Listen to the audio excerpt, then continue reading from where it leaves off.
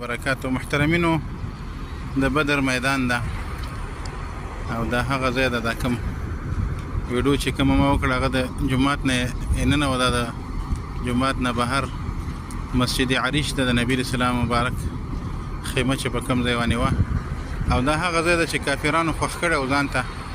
په دې کې دلته دا بوټي هم دي، دا ونې چې دي په دې کې اوبه دي، کویان دي پکې. نو هغوی ځان لپاره دا ځای خوښ کړی و. هغه مخامخ ډیری چې ښکاري دا د هغه څاه ده چې نبي رسول الله مبارک دا کافران پکې ور واچول او یا کفار چې مردار شوي وو، عتبه او شیبه او ابو جهل او دا نور چې کوم د کفارو مشران وو، نو دې کوهي کې واچول او پیغمبر اسلام مبارک ورته خبرې کولې.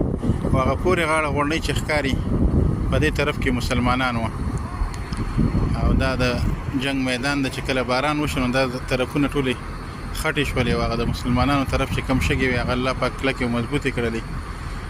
نو دا هغه میدان ده چې د احد د بدر غزا پکې شوې ده.